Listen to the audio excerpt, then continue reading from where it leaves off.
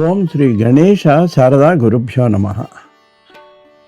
ఇవాళ చాలామందికి ఓ ప్రశ్న ఏంటంటేనండి, దేవుడు ఉన్నాడా, ఉంటే ఎందుకు కనిపిస్తాడు అనేటువంటిది ఒక మనకు ప్రశ్న అండి.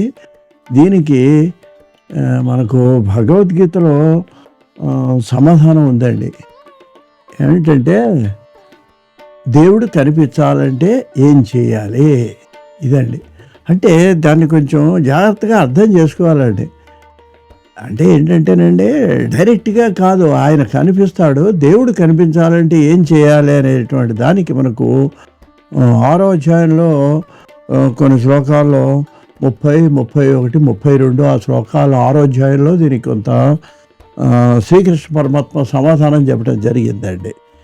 ఏమిటంటేనండి, అది ఆ 30 శ్లోకంలో ఆయన అంటారండి, 6వ అధ్యాయం దాంట్లో ఆయన చెప్తారు,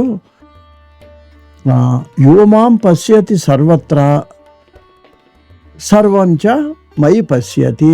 ఇదండి ఆయన శ్రీకృష్ణ పరమాత్మ చెప్పింది. ఏంటంటే, యోమాం పశ్యతి సర్వత్రా, సర్వత్రా ప్రపంచమందంతటినో మాం నన్ను యహ పశ్యతి. అంటే ప్రపంచంలో ఉండే అన్ని వస్తువుల యందు అన్నిటి యందు ఎవరైతే నన్ను చూస్తారో, ఏమండి, సర్వం చ, ఏమండి,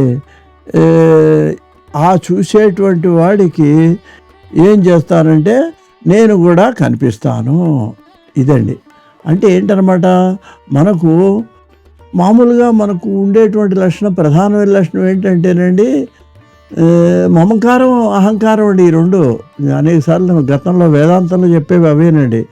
అహంకారం అంటే నేను గొప్పవాడిని, అందరికంటే ఏదైనా ఒక పని చేసినప్పుడు అండి నేను చేశాను అనేటువంటి భావన వస్తుందండి. భగవంతుడు నా చేయించాడు అనే భావన ఎంతో ఆత్మజ్ఞానం గలవాడికి తప్ప రాదు అది. రెండోది నా భార్య, నా పిల్లలు, నా సంసారం, ఇంతవరకే.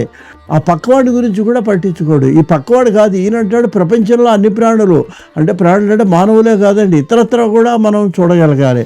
అదే మన వాళ్ళు ఏమంటారు, విశ్వరూప సందర్శనం అంటాం. విశ్వరూప సందర్శనం అంటే మనకు అర్థం, మామూలుగా అర్థం ఏంటంటే, అమ్మో కృష్ణ పరమాత్మ అండి రాయబారానికి వెళ్ళినప్పుడు ఒకసారి, తర్వాత అర్జునుడికి ఒకసారి తనలో విశ్వాన్ని చూపెట్టాడండి అని.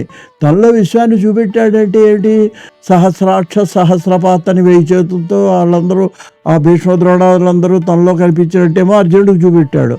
అసలు ప్రపంచం అంతా తనలో ఉన్నట్టేమో రాయబార సమయంలో ధృతరాష్ట్రుడికి కూడా కళ్ళిచ్చి మరీ చూపెట్టాడండి. ఇక్కడ విశ్వరూప సందర్శనం అంటే మనం అంతవరకే అర్థం చేసుకుంటాం. ఆ ఫోటోలు చూస్తున్నాం, అనేక తలకాయలు ఉన్నట్టుగా చూస్తున్నాం. దాని అంతరార్థం అది కాదండి. అంతరార్థం ఏంటంటే, విశ్వమునందు ఆయన యొక్క రూపాన్ని సందర్శనం చేయగలిగితే అది నిజమైన విశ్వరూప సందర్శనం. విశ్వమునందు, ప్రపంచమునందు ప్రతి వస్తువులోనూ భగవంతుడిని చూడాలి. అయినా సన్యాసి ఎవరో కథ నాకు గుర్తులేదండి. ఒకసారి ఆయన రొట్టె పెట్టుకుంటే ఒక కుక్క అది పట్టుకొని పోతున్నదిట. ఈయన వెనకాల పడ్డాటండి. పడి, అమ్మ నెయ్యి ఉంది కొంచెం, దాంట్లో నెయ్యి వేస్తాను, ఆ కుక్క వెనకాల పడ్డాటండి.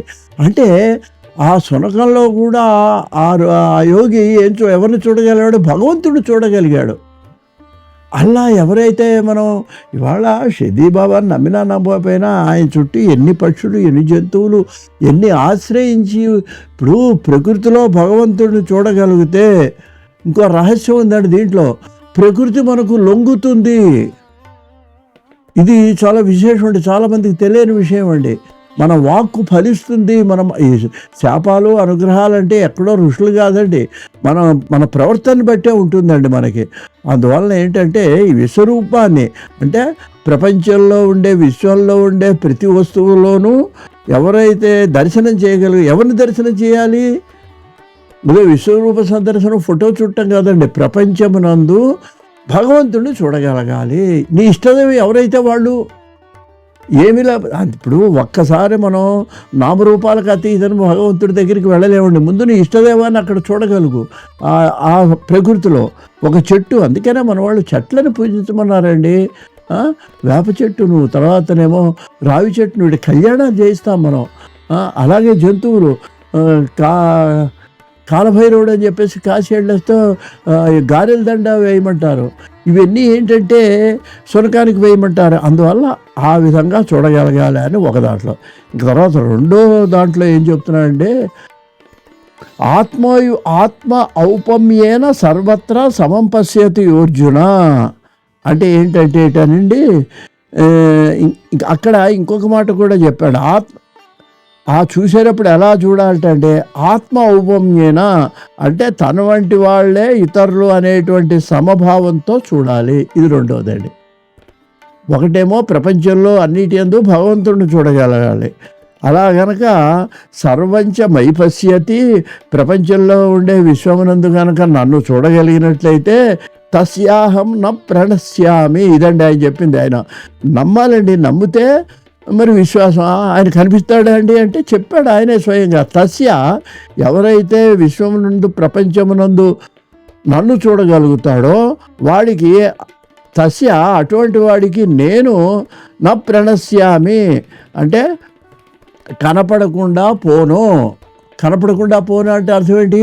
కనపడతాను అని అర్థం అండి. ఇదండి ఇక్కడ తేడా. ఇంకా అది ఎలా చూడాలట? తనలాగా చూడాలట అండి. అది చూడటం అంటే ప్రపంచంలో వస్తువును తను ఎంత అదే కదండి దీంట్లో విదురనీతి. ఒరులేవే నరించిన నరవర అప్రియము తన మనంబున కగు తాను ఒరులకునవి చేయకునికి పరాయణము పరమధర్మ పదములకెళ్ళని అంటాడు. అందువలన ఆ విధంగా మీకు ఇంకా వచ్చే 2 ఉదాహరణలు చెబుతానండి. ఒకటి రామకృష్ణ పరమహంస. ఆయనకి అమ్మవారు ఆయనతో మాట్లాడింది. ఆయన బాహ్య ప్రపంచం పిచ్చివాడు అనుకున్నారు, కానీ ఆయన దర్శనం భగవద్ దర్శనం చేసుకున్నాడు. రెండో ఆయన ఎవరంటేనండి, మీకు చందోల్ శాస్త్రి గారండి, రాఘవనారాయణ శాస్త్రి గారు. ఆయన ఇంట్లో అమ్మవారు 5 ఏళ్ల పిల్ల కింద తిరిగిందండి. ఎవరన్నా వస్తే మీ నాన్నగారు నారంటే ఉన్నారని చెప్పేది వాళ్ళకి.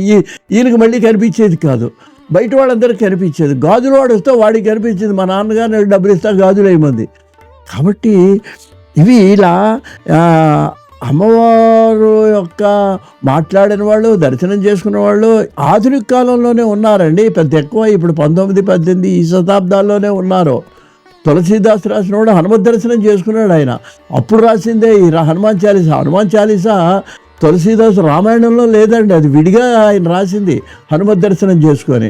అందువలన దేవుడు కనిపించాలంటే విశ్వంలో భగవంతుడిని చూడగలగాలి అని మనం గమనించాలని మనవి చేస్తూ స్వస్తి.